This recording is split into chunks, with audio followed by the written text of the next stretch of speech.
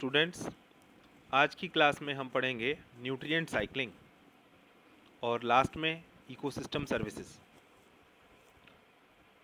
तो इसको शुरू करते हैं पढ़ना।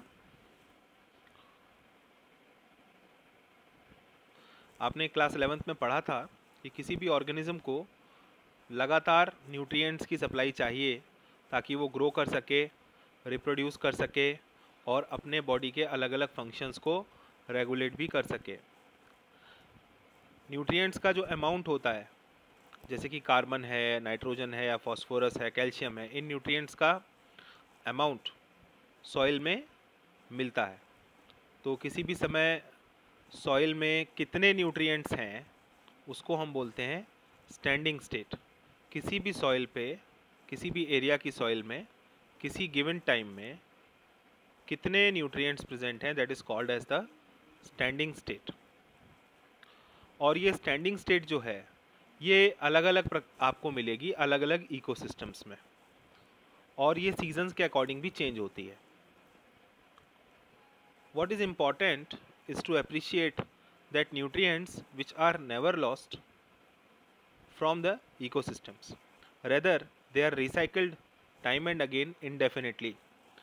सबसे इम्पॉर्टेंट बात जो है समझने वाली वो ये है कि जो न्यूट्रिएंट्स हैं ये कभी भी ख़त्म नहीं होते हैं किसी भी इकोसिस्टम से, बल्कि ये रिसाइकल होते रहते हैं समय के साथ, और ऐसा चलता रहता है। The movement of nutrient elements through the various components of ecosystem is called as nutrient cycling, and इसका दूसरा नाम है बायोजियोकेमिकल साइकिल्स। तो जैसे जैसे न्यूट्रिएंट एलिमेंट्स मूव करते हैं हमारे इकोसिस्टम के अलग अलग कंपोनेंट्स के थ्रू, हम इस प्रोसेस को बोलते हैं न्यूट्रिएंट साइक्लिंग। वो अलग अलग फॉर्म्स में जाते हैं न्यूट्रिएंट साइक्लिंग के दौरान। न्यूट्रिएंट साइक्लिंग का दूसरा नाम है बायोजियोकेमिकल साइकिल, जिसमें बायो का मतलब है लिविंग ऑर्गेनिजम्स, जियो का मतलब है रॉक्स, एयर, वाटर, और साइक्लिंग का मतलब हो रहा है कि ये बार बार रिसाइकल हो रहे हैं। तो लिविंग ऑर्गेनिजम्स का हेल्प यहाँ पर इम्पॉर्टेंट है। न्यूट्रिएंट साइकिल्स में लिविंग ऑर्गेनिजम्स का रोल होता है। इसके अलावा रॉक्स यानी सॉइल को बनाने वाली रॉक्स, एयर, वाटर, इनका भी रोल होता है। इसीलिए जो न्यूट्रिएंट साइक्लिंग है उसको हम बायोजियोकेमिकल साइकिल भी कहते हैं। न्यूट्रिएंट साइकिल्स जो होती हैं वो दो टाइप की होती हैं, gaseous cycles and sedimentary cycle. Gaseous cycles में गैसेस इन्वॉल्व होती हैं, जैसे आपने पढ़ा होगा नाइट्रोजन साइकिल पिछले साल क्लास 11th में। इस साल आप पढ़ेंगे about the carbon cycle. Sedimentary cycle में हम पढ़ते हैं सल्फर साइकिल है या फॉस्फोरस साइकिल है, तो हम इस साल फॉस्फोरस साइकिल पढ़ेंगे। The reservoir for gaseous type of nutrient cycles such as nitrogen, carbon cycle exist in the atmosphere। तो ये जो नाइट्रोजन साइकिल है और ये जो कार्बन साइकिल है, ये इनके रिजर्वायर्स कहाँ पर हैं, कहाँ से स्टार्ट हो रही हैं? These are starting from the atmosphere. And sedimentary cycle के जो रिजर्वायर्स हैं वो कहाँ पर प्रेजेंट हैं? वो अर्थ क्रस्ट में प्रेजेंट हैं। तो अर्थ क्रस्ट से ये स्टार्ट हो रही हैं साइकिल्स। बहुत सारे एनवायरमेंटल फैक्टर्स हैं, जैसे कि सॉइल कैसी है, मॉइस्चर कैसा है सॉइल में, वहाँ का पीएच क्या है, टेम्परेचर क्या है, ये सब रिलीज़ ऑफ न्यूट्रिएंट के रेट को रेगुलेट करते हैं। एटमॉस्फेयर में कितने न्यूट्रिएंट्स पहुँचेंगे या न्यूट्रिएंट साइक्लिंग किस तरह होगी, ये इस बात पर डिपेंड करेगा कि ये जो फैक्टर्स हैं वो कैसे हैं। The function of reservoir is to meet with the deficit which occurs due to the imbalance in the rate of influx and efflux।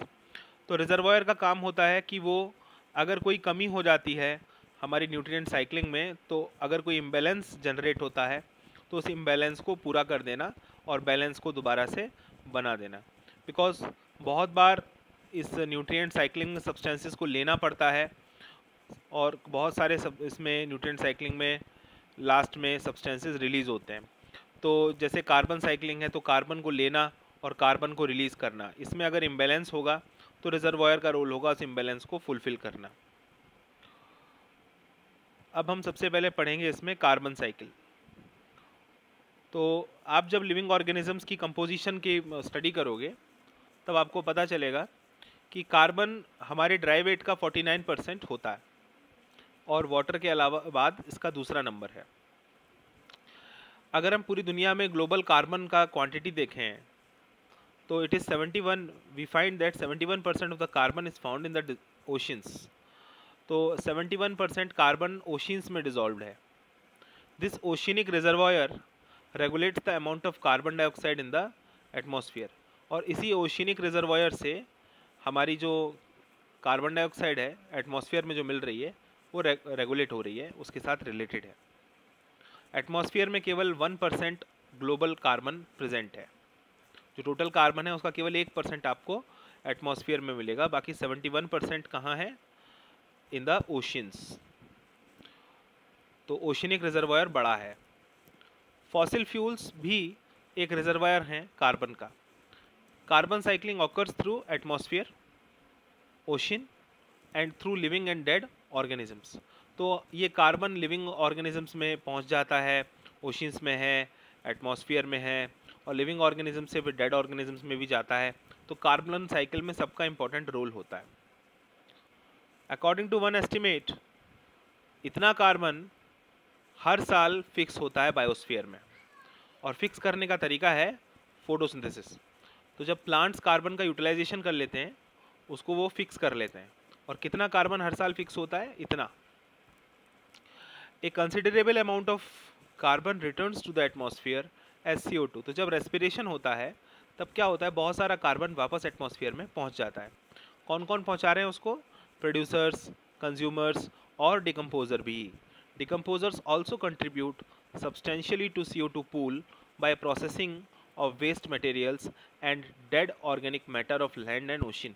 तो लैंड में और ओशन में जो डेड ऑर्गेनिक मैटर है उसको डिग्रेड करके भी डिकम्पोजर्स जो है कार्बन डाइऑक्साइड को दोबारा एटमॉस्फेयर में भेजने का काम करते हैं। और इसके अलावा वो सॉइल में ऑर्गेनिक मैटर को बढ़ाने का काम भी करते हैं। Some amount of the fixed carbon is lost to the sediments and removed from circulation. तो कुछ ऐसा कार्बन होता है जो सॉइल में भी फिक्स हो जाता है या पानी में, ओशंस में सेडिमेंट्स के फॉर्म में फिक्स हो जाता है, और वो लगातार हमारे जो सर्कुलेशन चल रहा है, साइकिल चल रहा है, उससे बाहर हो जाता है। बर्निंग ऑफ वुड, जैसे आप लकड़ी को जलाते हो या जंगलों में आग लग जाती है, या आप ऑर्गेनिक मैटर को जलाते हो, जैसे कि आप काऊ डंग को जलाते हो, गोबर के कंडे बना करके, तो या प्लांट्स को है ना आप बर्न करते हो, लीव्स को बर्न करते हो, जो भी है, तो उससे क्या होता है? कार्बन डाइऑक्साइड जनरेट होती है। ये कार्बन डाइऑक्साइड का सोर्स है। इसके अलावा हम फॉसिल फ्यूल्स को, जैसे कि पेट्रोलियम प्रोडक्ट्स को यूज़ करते हैं, गैसेस को यूज़ करते हैं, वहाँ से भी उनके कंबशन से भी कार्बन डाइऑक्साइड जनरेट होती है। वॉल्केनिक एक्टिविटी होती है, ज्वालामुखी की जो एक्टिविटी होती है उससे भी जब लावा निकलता है उस समय बहुत सारा कार्बन डाइऑक्साइड जनरेट होता है, और इनसे कार्बन डाइऑक्साइड का जो लेवल है वो एटमॉस्फेयर में राइज करता है। Human activities have significantly influence the carbon cycle. हमारे कारण कार्बन साइकिल पर बहुत बड़ा प्रभाव पड़ता है। हमने डिफॉरेस्टेशन भी बहुत कर रखा है, मतलब हमने जंगलों को बहुत काटा है, जिसकी वजह से कार्बन का फिक्सेशन कम हो रहा है। जब कार्बन का फिक्सेशन कम होगा तो कार्बन का लेवल बढ़ेगा, और बहुत सारे फॉसिल फ्यूल्स को हम जलाते हैं, जिसकी वजह से कार्बन डाइऑक्साइड का लेवल बढ़ता है। ट्रांसपोर्टेशन में हम यूज़ करते हैं फॉसिल फ्यूल्स का, एनर्जी के लिए यूज़ करते हैं, जिसकी वजह से कार्बन डाइऑक्साइड का लेवल बढ़ता है। जब कार्बन डाइऑक्साइड का लेवल बढ़ता है तो ग्रीन हाउस इफेक्ट के कारण ग्लोबल वार्मिंग बढ़ती है। आप इसके बारे में पढ़ेंगे चैप्टर नंबर 16 में। तो एक बार कार्बन साइकिल का डायग्राम चेक कर लेते हैं। This is the simplified model of carbon cycle in biosphere. What is happening here? देखिए, स्टार्ट करते हैं हम। कार्बन डाइऑक्साइड एटमॉस्फेयर में है, वो कार्बन डाइऑक्साइड कहाँ पर आ रही है? प्लांट्स के पास आ रही है, और फोटोसिंथेसिस हो रहा है, इसका मतलब कार्बन फिक्स हो रहा है। ये कार्बन डाइऑक्साइड हम देखें तो प्लैंक्टॉन्स के पास, जिनको हम फाइटोप्लैंक्टॉन्स कहेंगे, उनके पास भी जाएगी, और फाइटोप्लैंक्टॉन्स फिर जो एक्वेटिक फूड चेन है उसमें कार्बन को देने का काम आगे करेंगे। तो फाइटोप्लैंक्टॉन्स भी फोटोसिंथेसिस करते हैं, आपको ध्यान रखना है, और यहाँ पर प्लांट्स भी कर रहे हैं। तो इससे कार्बन जो है वो ऑर्गेनिक कंपाउंड में कन्वर्ट होगा। उसके बाद फिर वो जो हर्बीवोर्स हैं उनके पास चला जाएगा, हर्बीवोर्स से फिर वो कार्निवोर्स के पास, तरह फूड चेन में वो चला जाएगा। तो अब जब ये एनिमल्स या ये प्लांट्स जब इनकी डेथ हो जाएगी तो डेट्राइटस फूड चेन में फिर ये कार्बन चला जाएगा और ऑर्गेनिक मैटर का पार्ट बनेगा। कुछ प्लांट्स और एनिमल्स जो हैं वो फॉसिल फ्यूल्स को डेवलप करने का काम करेंगे लाखों सालों में, और वो फॉसिल फ्यूल्स जो हैं आगे चल के जब हम उनको निकाल लेंगे तो उन फॉसिल फ्यूल्स को हम यूज़ करेंगे, उनका कंबशन होगा। कोल भी फॉसिल फ्यूल्स का ही एक टाइप है। जब इनका कंबशन होगा तो कार्बन दोबारा हमारे एटमॉस्फेयर में आ जाएगा।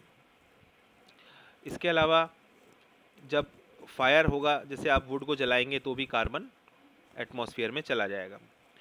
इसके अलावा आप देखते हैं कि बहुत सारा कार्बन जो है वो कार्बन डाइऑक्साइड के साथ उसके फॉर्म में आकर के ये किसके साथ कंबाइन हो जाता है, पानी के साथ, और पानी में जाकर के फिर ये जो है सेडिमेंट्स का फॉर्मेशन कर देता है। तो कैलकेरियस सेडिमेंट्स जो हमें नीचे सी फ्लोर में देखने को मिलेंगे वो कार्बन कंटेनिंग ही होते हैं। इसके अलावा बहुत सारा कार्बन जो है वो लाइमस्टोन और डोलोमाइट के फॉर्म में सॉइल के अंदर आपको सेडिमेंट्स के फॉर्म में स्टोर्ड मिल सकता है, और इसको फिर हम कभी कभी जब हम सॉइल को खोदते हैं तो हमें उसमें से निकल करके ये मिल जाता है। ओशियंस में भी फूड चेन्स काम करती हैं, तो बहुत सारे ऑर्गेनिक सेडिमेंट्स जो हैं आपको ओशियन फ्लोर पे देखने को मिलेंगे, और प्लैंक्टॉन्स की एक्टिविटी भी बहुत ज़्यादा होती है। उसके बाद प्लैंक्टॉन्स से फिर जू प्लैंक्टॉन्स, फाइटोप्लैंक्टॉन्स से जू प्लैंक्टॉन्स रिलेटेड हैं, उसके बाद फिशेस, और इस तरह से एक फूड चेन पूरी की पूरी ऑपरेट करती है हमारे ओशियंस में। तो कार्बन इस तरह से नेचर में अलग अलग फॉर्म्स में घूमता रहता है। तो this is the carbon cycle in biosphere. Next cycle जो हम पढ़ेंगे that is the phosphorus cycle. Phosphorus cycle में phosphorus is the major constituent of biological membrane. आपको ध्यान रखना पड़ेगा कि जो फॉस्फोरस है वो बायोलॉजिकल मेम्ब्रेन का मेजर कंस्टिट्यूएंट है। It is where it is found in the nucleic acids. जैसे न्यूक्लिक एसिड्स हैं हमारे, डीएनए है, आरएनए है, यहाँ पर आपको फॉस्फोरस मिलेगा, ठीक है ना।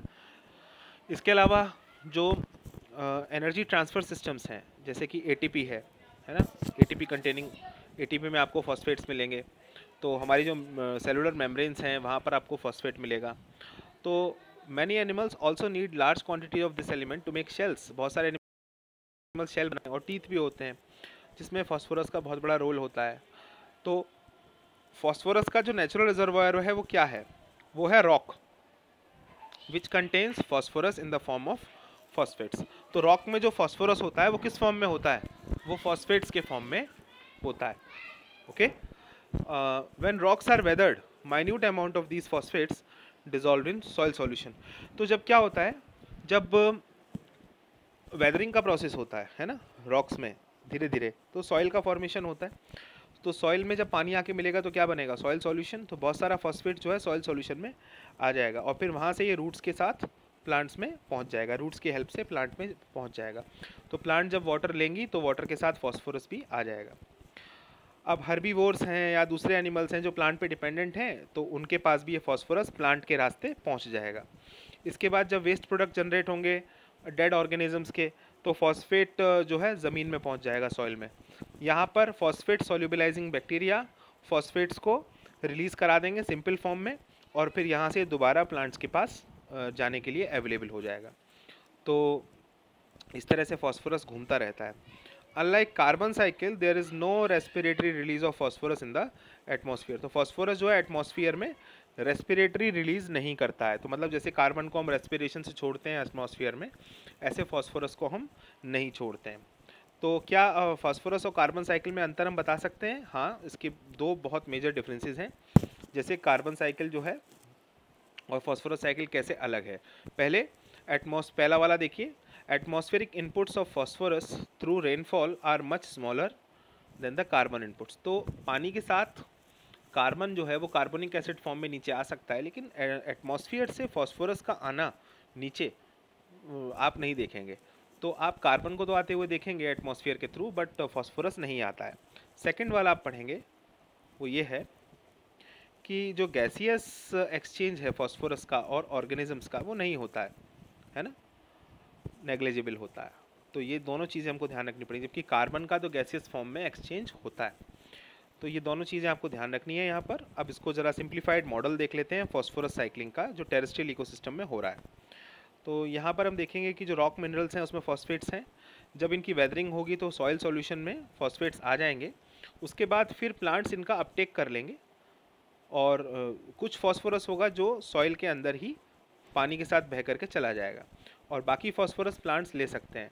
जब प्लांट्स इसको ले लेंगे तो उनका पूरा का पूरा बॉडी के अंदर वो फॉस्फोरस चला जाएगा। वहाँ से जब प्लांट का जो वेस्ट निकलेगा उसमें आप देखेंगे फॉस्फोरस कहाँ पहुँच जाएगा, सॉइल में।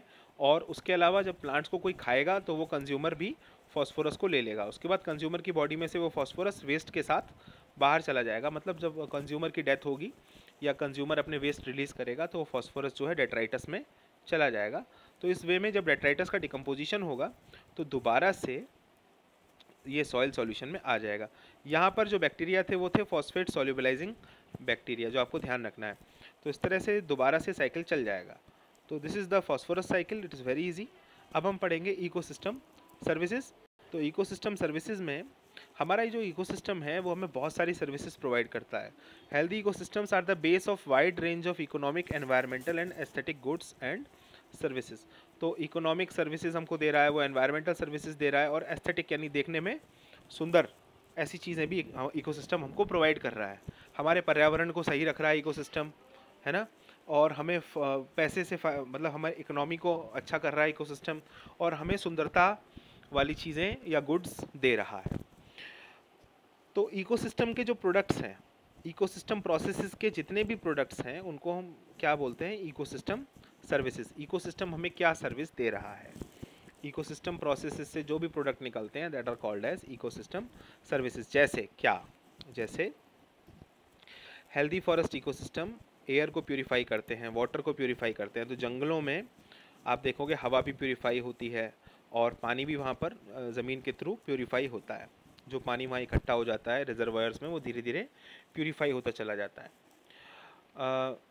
ड्रॉट्स, ठीक है ना, यानी जो सूखा है, सूखे को घटाने का काम जो है फॉरेस्ट करते हैं, ठीक है। बाढ़ को रोकने का काम करते हैं, फ्लड्स को रोकने का काम। यहाँ पर न्यूट्रिएंट्स की साइकिलिंग होती है ना, फर्टाइल सॉइल जनरेट होता है ना, अच्छी मिट्टी का जनरेशन होता है। जंगल जो हैं वाइल्ड लाइफ हैबिटेट को घर देते हैं जिससे कि उनको रहने की जगह मिलती है। अगर ऐसा होगा तो बायोडाइवर्सिटी मेंटेन रहेगी, और वहाँ पर बहुत सारे इंसेक्ट्स रहते हैं जो क्रॉप्स के पॉलिनेशन में हेल्प करते हैं, और बहुत सारा कार्बन इस फॉर्म में मतलब फॉरेस्ट में स्टोर हो जाता है ऑर्गेनिक फॉर्म में, है ना। एंड फॉरेस्ट का एक एस्थेटिक रोल भी है, सुंदरता भी प्रोवाइड करते हैं वो हमारी धरती पर। फॉरेस्ट की आप कल्चरल एस्पेक्ट भी हैं, फॉरेस्ट को कई कल्चर्स में पूज्य माना गया है, है ना, स्पिरिचुअल वैल्यूज़ भी हैं इसकी। तो इस तरह से वन का स्थान हमारे वेद पुराणों में भी है, और हमारी जो संस्कृति है, हमारे साहित्य हैं उनमें है, और सुंदरता के तौर पर, और हमें बहुत सारी सर्विसेज देने के तौर पर आप देखें तो जो नेचर है, फॉरेस्ट इकोसिस्टम है, वो हमें बहुत कुछ देता है। So the value of such services of biodiversity is difficult to determine. अब आप इसकी कीमत निकालना चाहें, वैल्यू निकालना चाहें तो ये बड़ा मुश्किल होगा। बट ये है कि इसके लिए काफ़ी, अगर आप सोचें तो आपको समझ में आ जाएगा कि इसके लिए काफ़ी महंगा प्राइस होना चाहिए। मतलब जो भी सर्विस हमको मिल रही हैं ये सस्ती नहीं है, ये महंगी है। रॉबर्ट कॉन्स्टेंजा नाम के एक वैज्ञानिक थे, उन्होंने और उनके कलीग्स ने अभी रिसेंटली ही ये प्राइस निकालने की कोशिश की। तो नेचर जो हमको दे रहा है, जो कुछ भी दे रहा है, वो उसकी क्या कीमत है, ये निकालने की कोशिश की। तो researchers have put an average price tag of $33 trillion a year on these fundamental ecosystem services which are largely taken for granted because they are free। तो इकोसिस्टम आपको जो कुछ भी दे रहा है नेचर, वो आप फ्री में इस्तेमाल करते हो, लेकिन अगर आप उसकी कीमत निकालो मान लो, तो मौजूदा स्तर पर देखा जाए तो उसकी कीमत होती है $33 ट्रिलियन ए ईयर, ठीक है ना। और ये क्या होता है, ये पैसा कितना है, this is nearly twice the value of goods और ग्लोबल ग्रॉस नेशनल प्रोडक्ट्स। तो दुनिया भर में जो ग्लोबल ग्रॉस नेशनल प्रोडक्ट्स हैं, यानी जितनी कमाई होती है ना, वो होती है कितना, $18 ट्रिलियन ए ईयर। $18 ट्रिलियन की आपकी ग्लोबल ग्रॉस नेशनल आउटपुट है एक तरीके से, जो प्रोडक्ट आप डेवलप करते हैं साल भर में, दुनिया भर के देश जो हैं, जितने प्रोडक्ट्स को साल भर में डेवलप करते हैं, उनकी जो वैल्यू है वो 18 ट्रिलियन है पर ईयर, 18 ट्रिलियन डॉलर। और आप देखिए 33 ट्रिलियन डॉलर तो केवल नेचर हमको देता है। तो अब आप बताओ, जितना आप सब पूरी दुनिया भर के लोग मिलकर के भी आप नहीं बना पाते हो, उससे ज़्यादा वैल्यू के गुड्स तो आपको नेचर दे रहा है, और वो भी बिल्कुल फ्री दे रहा है ना। सो इसकी क्या वैल्यू हम समझ गए। Out of the total cost of various ecosystem services, the soil formation accounts for the 50%। तो ये जो वेदरिंग का प्रोसेस है, ये जो न्यूट्रिएंट साइक्लिंग है ना, वेदरिंग का जो प्रोसेस है, ये 50% इसमें पार्ट प्ले करता है, सॉइल का जो फॉर्मेशन है। अब जो दूसरे प्रोसेसेस हैं, जैसे कि रिक्रिएशन, दोबारा से केमिकल कंपाउंड्स को रिसाइकिल करना, न्यूट्रिएंट साइक्लिंग करना, they are about less than 10% each. तो इन दोनों को 10% से थोड़ा कम आप दे सकते हैं। न्यूट्रिएंट साइक्लिंग को, सॉइल का फॉर्मेशन 50% के आसपास हो गया, न्यूट्रिएंट साइक्लिंग 10 से थोड़ा सा कम, और रिक्रिएशन यानी दोबारा से केमिकल कंपाउंड्स का फॉर्मेशन है ना, रीसिंथेसिस जिसको कह सकते हैं, वो भी 10% से कम लेता है। The cost of climate regulation and habitat for wildlife are about 6% each. तो जो मौसम का परिवर्तन है या मौसम को रेगुलेट करने का काम भी नेचर करता है, जो कि 6% के आसपास वैल्यू रखता है। और ये हैबिटेट और वाइल्ड लाइफ, इसको बनाए रखने का काम भी नेचर करता है ना। तो इसके लिए भी आप 6% दे सकते हो। तो इस तरह से इकोसिस्टम सर्विसेज जो है काफ़ी इम्पॉर्टेंट है। वाइल्ड लाइफ को अगर घर देना है तो ये भी नेचर का ही काम है, उनको मेंटेन रखना। तो अलग अलग प्रकार के जो एस्पेक्ट्स हैं वो यहाँ पर इंक्लूड किए गए हैं। हमें केवल ये समझाते हैं कि जो कुछ हम इस्तेमाल कर रहे हैं नेचर से, वो फ्री मिल रहा है हमको, लेकिन अगर हमें इसकी कीमत अदा करनी पड़े तो ये बहुत भारी होगा, और हम शायद कभी भी चुका नहीं पाएंगे, बिकॉज 18 ट्रिलियन डॉलर की तो हमारी खुद की प्रोड्यूस है, जबकि इतना हम यूज़ करते हैं नेचर से, या हम जहाँ रहते हैं वहाँ नेचर इतना खर्चा करता है हमारे लिए। तो this is ecosystem services. Thank you very much for watching.